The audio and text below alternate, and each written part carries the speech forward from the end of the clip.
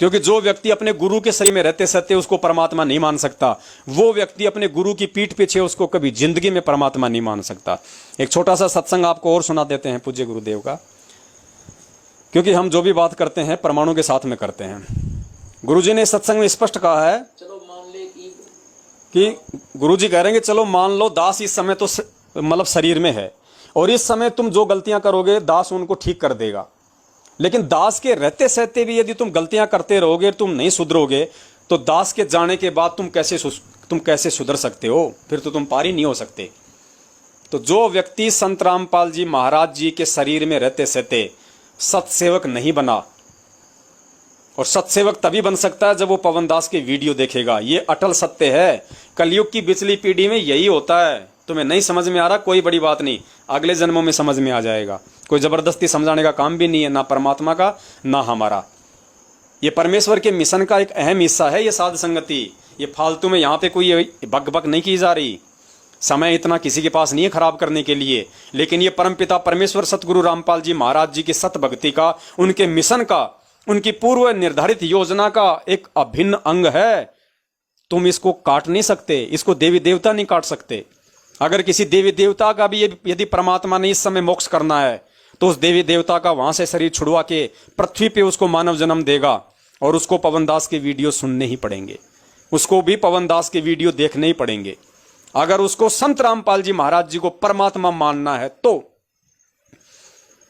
क्योंकि हम एक कागज की फोटो को भगवान मान लेते हैं बहुत आसानी से।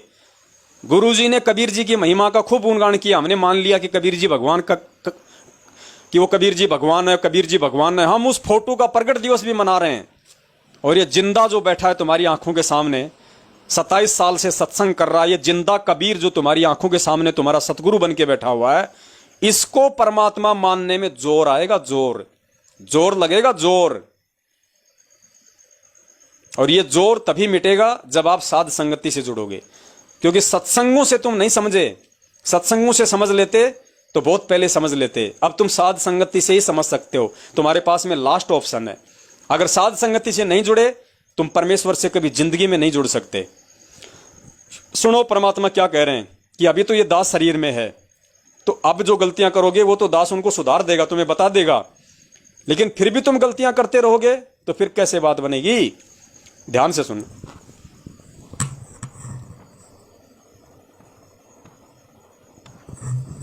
चलो मान ले कि अपना सुख भी हो गया, रह भी गए, और कंटिन्यूस 5-6 जन्म आपके मनुष्य के भी हो जाएंगे इस कमाई वर्तमान के भक्ति से। और आगे श्रद्धा, क्योंकि आगे घटेगी जब दास यहाँ मौजूद है। अभी गलती करोगे तो आगे कौन से पार हो जाओगे तुम? अब तो हर तरह से जी कह रहे हैं दास के रहते सहते जो श्रद्धा जो भाव तुम्हारा होगा वो आगे नहीं होगा, आगे तो वो घटेगा। क्या कह रहे हैं गुरु जी? स्पष्ट कह रहे हैं कि दास के रहते सहते आज तुम्हारी जो श्रद्धा जो भाव है वो दास के जाने के बाद तुम्हारा नहीं रहेगा। और अब अगर तुम गलतियां तुम कर जाओगे, अभी भी अगर तुम गलतियां करोगे दास के शरीर में रहते सहते, तो जाने के बाद तो तुम सुधर ही नहीं सकते। तो फिर कैसे पार होगे? ध्यान से सुनो परमेश्वर का एक एक वचन। इसलिए साध संगति की आवश्यकता पड़ती है। ध्यान से सुनो क्या बोल रहे हैं परमात्मा।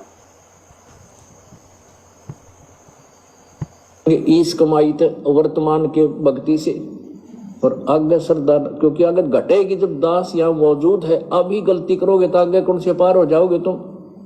अब तो हर तरह से मर्यादा आपको समझाता हूँ, ये बताता हूँ ये गलती मत करो, तुम्हें फाउल पॉइंट बताता हूँ कि ये पॉइंट फाउल है, तेरा नाम खंड हो गया। तो अब भी जब रह जाओगे तो फिर आगे कैसे पार होगे तुम? अब भी रह जाओगे, आगे कैसे? जब ये दास चला जाएगा सतलोक, फिर तुम पर अंकुश नहीं रहेगा। गुरुजी कह रहे हैं जब दास सतलोक चला जाएगा फिर तो तुम्हारे पे कोई अंकुश नहीं रहेगा, फिर तो तुम मनमानियां करोगे, फिर तुम कैसे पार हो जाओगे? तो पुण्यात्माओं ये गोल्डन चांस है। अगर सतलोक जाना है, ये सत्सेवक भाई बहन भी कान खोल के सुन लें, जो थोड़े बहुत जो अपनी मनमानियां करते हैं, जो अपनी गफलतबाजियों में चलते हैं, वो भी कान खोल के सुन लें। खाली सत्सेवक नाम धराने से कोई सत्सेवक नहीं होता। वो तो परमात्मा को पता कि असल में सत्सेवक कौन है, असल में मेरा सच्चा भगत कौन है, असल में मेरे प्रत्येक नियम पे, मेरी प्रत्येक मर्यादाओं की पालना कौन कर रहा है, असल में हृदय से मुझे कबीर परमात्मा कौन मानता है। ये गुरु जी को पता है, वो देख रहा है, और उसके आगे छल कपट झूठ नाटक पाखंड नहीं चलता। तो सत्सेवक भी गफलत में ना रहें। अगर प्रकट दिवस मना रहे हो तो गुरु जी को हृदय से परमात्मा मानना पड़ेगा, नहीं तो तुम्हारा प्रकट दिवस मनाना भी बेकार है। एक बार और ध्यान से सुन लो गुरु जी क्या दिशा निर्देश दे रहे हैं। अर्थात जो व्यक्ति आज वर्तमान में इस धरती पे, पुण्यात्मा, ये गोल्डन चांस है हमारा, इसके बाद कोई मौका नहीं है। अपनी क्रियाओं को सुधार लेना, अगर सुधार सको तो अभी गुरु जी धरती पे मौजूद है। आंखों के सामने परमात्मा को खुश होकर दिखाओ। जो भी पांचों विकार त्यागने हैं, जो भी पांचों विकार छोड़ने हैं, गुरु जी के रहते सहते छोड़ो, ताकि परमात्मा तुम्हें देख के खुश हो, तुम्हारे को आशीर्वाद दे के जाए कि हाँ ये मेरा भगत है जो मेरी मर्यादाओं पे चला है, जो मेरा सच्चा शिष्य है। तो गुरु जी कह रहे हैं कि अगर मेरे रहते सहते तुम पार नहीं हुए, गफलत करोगे, और तुम गफलत कर दी तुम लोगों ने। 27 साल से गुरु जी ने कब कहा तुम्हारे को वोट देने के लिए? कब कहा गुरु जी ने तुम्हारे को आज कांग्रेस को वोट दो, कल बीजेपी को दो, परसों ओम प्रकाश चौटाला को दो? कब कहा? कब गुरु जी ने कहा कि तुम किसी भी जो है गुंडे की सीबीआई जांच का समर्थन करो? कब कहा गुरु जी ने तुम आरक्षणों में बैठो, तुम वहां पे 16-16 लाख का वहां पे तुम जो उनको जो है चंदा दो? कब कहा गुरुदेव ने? ये क्या हो रहा है? ये ड्रामा ही तो हो रहा है। कौन करवा रहा है? काल भगवान करवा रहा है। किसके माध्यम से? अपने एजेंटों के माध्यम से, सतलोक आश्रम मैनेजमेंट हरियाणा वालों के माध्यम से। तो ये गोल्डन चांस है, ये अटल सत्य है, गफलत नहीं चलेगी। ये परमात्मा तुम्हें मौका दे रहे हैं। हिसार जेल में बैठा हुआ ना, वो किसी विशेष मकसद से बैठा हुआ है। वो ये देख रहा है कि आज एक तरीके से मैं इनके लिए मर चुका हूं, एक तरीके से मैं संगत के लिए सतलोक जा चुका हूं शरीर छोड़ के। अब ये मेरी गैर हाजिरी में क्या करते हैं, किस तरीके से भक्ति मार्ग पे चलते हैं, किस तरीके से डर के भक्ति करते हैं। जैसा व्यवहार इस भक्ति मार्ग पे, जैसी क्रिया इस भक्ति मार्ग पे हम गुरु जी के हिसार जेल में रहते सहते हम करेंगे, गुरु जी के सतलोक जाने के बाद हम वैसा ही करेंगे। आज यदि हमें डर है तो गुरु जी के सतलोक जाने के बाद भी हमारे को डर रहेगा कि परमेश्वर अंतर्यामी है। वो चाहे जेल में रहे, चाहे सतलोक में रहे, चाहे वो धरती पे रहे, उससे कोई चीज छुपाई नहीं जा सकती। आज हम गुरु जी के रहते सहते, गुरु जी की गैर हाजिरी में आज हम राजनीतियां कर रहे हैं, हम आरक्षणबाजियां कर रहे हैं, देह दान कर रहे हैं, रक्तदान कर रहे हैं, कुपात्रों को दान कर रहे हैं, मनमर्जी के आदेशों को फॉलो कर रहे हैं। गुरु जी की इज्जत हो रही है, बेइज्जती हो रही है, कोई परवाह नहीं, किसी भी प्रकार की भेड़ चाल चल रहे हैं। तो गुरु जी यही तो देख रहा है ना कि अभी तो मैं 7 साल के लिए जेल में बैठा हूं, और जब मेरे पीछे से इनको मेरा कोई डर ही नहीं है, मेरी कोई इज्जत बेइज्जती की इनको कोई परवाह ही नहीं है, इनको कोई भय नहीं है कोई किसी प्रकार का। अरे नाम खंड हो गए तो क्या हो गया, कौन सी आफत आ गई, जगह जगह नामदान केंद्र खुले, जाके शुद्ध करवा लेंगे। अरे छोरे का बर्थडे, अरे बना लो यार, क्या दिक्कत है। नामदान केंद्र वाला मेरा दोस्त है, बहुत अच्छे से मेरा संपर्क है भगत जी से, जाके नाम शुद्ध करवा लेंगे। बनाओ बनाओ बर्थडे। ये नाटक हो रहे हैं, ये ड्रामे हो रहे हैं। तो गुरु जी ये तो रिहर्सल देख रहे हैं, वो अंतर्यामी भगवान वहां जेल में बैठ के कि अरे भैया अब दास कैसे समझाए आप लोगों को। ये टेक्नोलॉजी हमें किसने दी? परमेश्वर ने दी ना। कौन से परमेश्वर ने? इसी संत रामपाल जी महाराज जी ने दी टेक्नोलॉजी, विज्ञान, साइंस। और इस टेक्नोलॉजी के माध्यम से हम क्या कर रहे हैं? अमेरिका में यदि कोई क्रिकेट का मैच चल रहा है, हम इंडिया में बैठे बैठे अपने परिवार में देख रहे हैं ना, लाइव देख रहे हैं, 1 सेकंड का भी आगा पीछा नहीं हो रहा, लाइव देख रहे हैं। हिंदुस्तान में बैठे बैठे 7 समुद्र पार अमेरिका में कोई भी प्रोग्राम हो रहा है और हम उसको लाइव अपने घर पे देख रहे हैं। वो अगर वहां नाच रहा है इस समय, तो हम उसको अपने घर पे देख रहे हैं आंखों से। ये टेक्नोलॉजी किसने दी? सतगुरु रामपाल जी महाराज जी ने। वो कहां बैठा हुआ है? हिसार जेल में। जिसकी टेक्नोलॉजी इतना काम करती है, उसका खुद का दिमाग कितना काम कर रहा होगा? वो तो एक साथ पूरी सृष्टि के लोगों को देख सकता है, एक साथ पूरी ब्रह्मांड के लोगों को देख सकता है कि देवता क्या कर रहे हैं, दानव क्या कर रहे हैं, मानव क्या कर रहा है, मेरे भगत क्या कर रहे हैं। उसका तो 24 घंटे लाइव चलता है, कोई लाइट नहीं जाती उसका, तो अंधेरे में भी उसका तो सारा कैमरा काम करता है। तो वो क्या हमें नहीं देख रहा आज वर्तमान में? हमारी इन क्रियाओं को नहीं देख रहा? हम जो ये घटिया राजनीतियां कर रहे हैं, घटिया आरक्षणबाजियां कर रहे हैं, हम किसको खुश कर रहे हैं? हम किसको प्रसन्न कर रहे हैं? राजनेताओं को खुश कर रहे हैं, या काल एजेंट मैनेजमेंट को हम खुश कर रहे हैं, या हम अपने इष्ट को खुश कर रहे हैं, अपने भगवान को खुश कर रहे हैं? किसको खुश कर रहे हो आप? ये देख रहा है वो वहां जेल में बैठा बैठा, यही नौटंकी देख रहा है वो, और कुछ नहीं कर रहा, और अपने कंप्यूटर से सबको रिजेक्ट रिजेक्ट रिजेक्ट रिजेक्ट, और कुछ नहीं कर रहा बैठा बैठा वो। इसीलिए उसने ये टाइम दिया है कि अब भी अगर कोई गलतियां छोटी बहुत कोई अगर करता है तो मैं सुधार के चला जाऊंगा, क्योंकि अभी तो मैं यहां धरती पे मौजूद हूं शरीर में। और गुरु जी कहते हैं कि मेरे रहते सहते भी फिर तुम वही गफलतबाजी करोगे, तुम वही मर्यादा तोड़ोगे। तो जब तुम्हें मेरे रहते सहते मेरा डर नहीं है, तो मेरे सतलोक जाने के बाद तुम्हें क्या डर रहेगा? फिर तो तुम नंगा नाच नाचोगे, फिर तो तुम सारे ड्रामेबाजियां करोगे, फिर तुम कैसे पार हो जाओगे? तो आज 7 साल से कौन चल रहा है परमेश्वर के वचन पे? कौन परमेश्वर को परमात्मा मान के, परमेश्वर मान के, प्रकट हुआ मान के, कौन उस परमात्मा के प्रत्येक वचन पे चल रहा है? कौन डर डर के भक्ति कर रहा है कि भगवान हमसे इन मर्यादाओं में अगर रति भर भी त्रुटि हो गई तो परमात्मा ना घर के रहे ना घाट के। हमने आपके लिए, ये सतगुरु आपके चरणों में स्थान के लिए हमने दुनिया छोड़ दी, रिश्तेदार छोड़ दिए, हमने सारे उल्टे सीधे कुक्रम छोड़ दिए। परमात्मा अब हम ये राजनीति वाला कुक्रम क्यों करें? हम अपने जीवन का सत्यानाश क्यों करें? इन बातों पे कौन विचार कर रहा आज? केवल सत्सेवक, और कोई नहीं कर रहा। बाकी तो सब मस्त अपनी मस्ती में, गुरु जाओ भाड़ में, संगत गुरु की आड़ में कर रही है मौज मस्ती। जैसा मैनेजमेंट कह देता है उसी तरफ अपना मुंह कर लेते हैं गधी की तरह। कोई ना सोचना ना विचारना, कैसा भी कोई आदेश दे दो, कैसा भी कोई पीला पर्चा दे दो, तुरंत उस पर हम लोग अमल कर लेते हैं। अरे फिर गुरुजी के सत्संग क्यों? फिर क्यों सत्संग सुनते हो? क्यों ड्रामा करते हो? क्यों टीवी चैनलों पे तुमने फिर ये सत्संग चलवा रखे हैं? क्यों तुम सुनते हो? क्यों 3 टाइम की आरती करते हो? जब तुम आरती के माध्यम से वाणियों पे कोई विचार नहीं करते, मंथन नहीं करते, गुरुजी के सत्संग सुनते हो, तुम कोई विचार नहीं करते कि गुरुजी सत्संग हमें कोई मनोरंजन के लिए नहीं बल्कि हमें कुछ सिखाने के लिए कर रहे हैं, फिर तुम क्या कर रहे हो भाई? ये ड्रामेबाजी हो रही है। इसलिए परमात्मा दुखी होकर बीच बीच में सत्संगों में ये बातें बोलते थे, और ये बातें परमात्मा ने बोल दी स्पष्ट तौर से।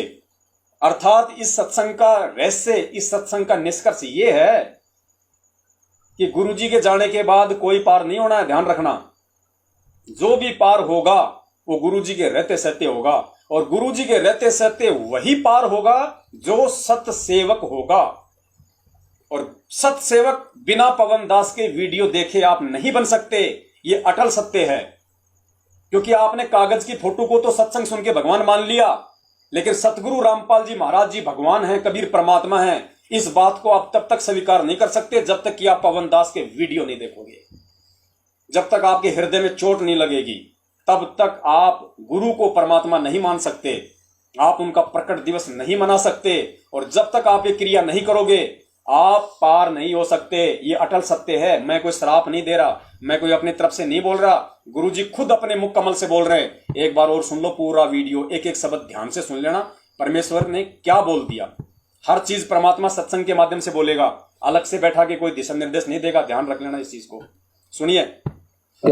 चलो मान ले आपने सुख भी हो गया, रह भी गए। चलो मान ले आपको गुरुजी की शक्ल, चलो मान ले, फिर भी कोशिश करूंगा आपको दिखाने की, ताकि आपको लगे कि वास्तव में गुरुजी का सत्संग दिखाया जा रहा है। कईयों को तो ये भी यकीन नहीं है।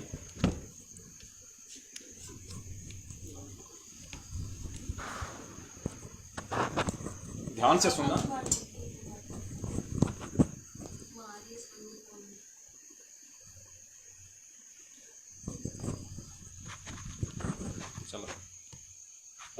चलो मान ले आपने सुख भी हो गया, रह भी गए, और कंटिन्यूस 5-6 जन्म आपके मनुष्य के भी हो जाएंगे ईस कमाई थे वर्तमान के भक्ति से, और आगे सरदार, क्योंकि आगे घटेगी जब दास यहाँ मौजूद है। अभी गलती करोगे तो आगे कौन से पार हो जाओगे तुम।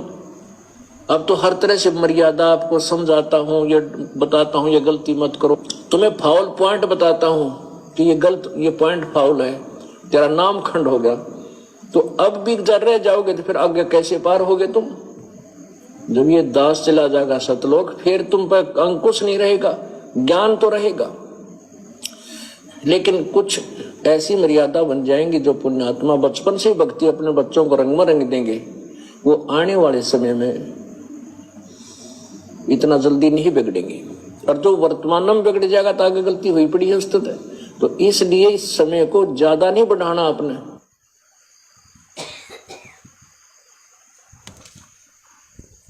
पुण्यात्माओं, सत्संग आपके सामने है। वर्तमान में जितने भी भगत संत रामपाल जी महाराज जी के हैं, और जब तक गुरु जी इस धरती पे रहेंगे और तब तक उनके जितने भी भगत बन जाएंगे, उन भक्तों की दास बात कर रहा है कि गुरु जी के रहते सहते जितने भी भगत होंगे, वो भगत अगर गुरु जी के रहते सहते पार हो गए तो हो गए, अन्यथा अगले जन्मों में फिर उनका नंबर नहीं है। फिर वो परमात्मा जाने आगे 1000 साल तक उनका जो मार्ग है वो कौन सी आत्माएं आएंगी जो मिनी सतलोक में बैठी हुई हैं, जिनकी थोड़ी बहुत भक्ति शेष है, बस वही आत्माएं फिर आगे अपना पार होंगे या नहीं होंगी वो परमात्मा जाने आगे का। मैं वर्तमान की बात कर रहा हूं। वर्तमान में सतगुरु देव जी के समकालीन आप और हम जो हैं, गुरु जी के शरीर में रहते सहते हम भी शरीर में हैं। ये दास वर्तमान की संगत की बात कर रहा है। वर्तमान की संगत में केवल वही व्यक्ति सतलोक जाएगा, वही व्यक्ति पार होगा जो गुरु को परमात्मा मानेगा और गुरु जी की प्रत्येक मर्यादा का दृढ़ता के साथ पालन करेगा, प्रत्येक वचन को निभाएगा। एक जरा सी मर्यादा खंडित करके भी अपने गुरु जी को जो नाराज नहीं करेगा, वही व्यक्ति वर्तमान में सतलोक जाने का अधिकारी है। और गुरु को परमात्मा माने बिना, गुरु का प्रकट दिवस मनाए बिना आप ये कभी मत सोचना कि मैं सतलोक चला जाऊंगा। और ये प्रकट दिवस और गुरु को परमात्मा मानना, ये भी केवल इस तुच्छ 2 कौड़ी के पवन दास के वीडियो से ही संभव है। अगर गुरु जी के सत्संगों से संभव होता तो 27 साल हो गई गुरु जी को सत्संग करते हुए। ये मैनेजमेंट वाले तो 24 घंटे गुरु जी के चरणों में रहा करते थे।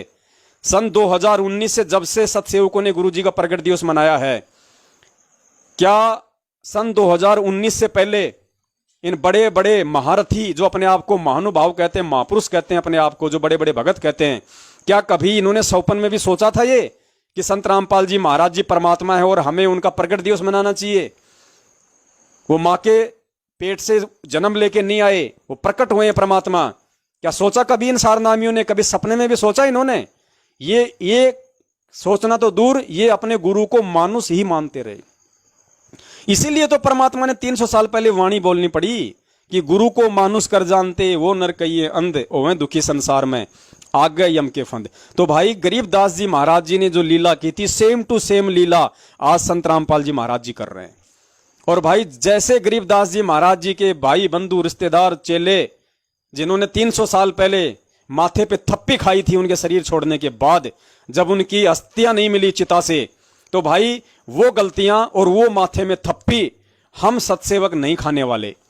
हमने बहुत गलतियां कर ली है, 650 साल पहले कर ली, हो सकता है 300 साल पहले भी हम गरीबदास जी की शरण में होंगे, उस समय भी हमने गलतियां कर दी। आज हम ये गलती नहीं कर सकते। चाहे आपको नरक में जाना तो नरक में जाओ भाई, आपको स्वर्ग में जाना है आप स्वर्ग में जाओ मैनेजमेंट वाले, हमें तो भाई सतलोक जाना है। और सतलोक जाने के लिए नियम है कि भैया गुरु को परमात्मा मानना पड़ेगा। गुरु जी के संकेतों को समझो। गुरु जी क्या कहते हैं कि जब तुम शरीर छोड़ के जाओगे तो तुम्हें त्रिकुटी पे कौन मिलेगा? ये रामपाल दास मिलेगा। तुम्हें तुम्हारे गुरु के रूप में परमात्मा मिलेगा। कौन मिलेगा त्रिकुटी पे? गुरु जी कह रहे हैं कि मेरे रूप में तुम्हें कबीर परमात्मा मिलेगा। और वाणी क्या कह रही है परमात्मा की?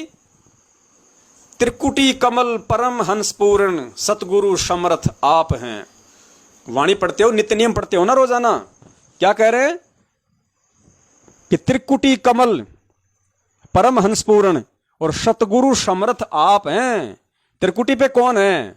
कोई कबीर परमात्मा नहीं है, यही कबीर परमात्मा जो आज धरती पे संत रामपाल जी के रूप में, और यही कबीर परमात्मा त्रिकुटी पे मिलेगा, क्योंकि और कोई रूप है नहीं इस परमात्मा का वर्तमान में।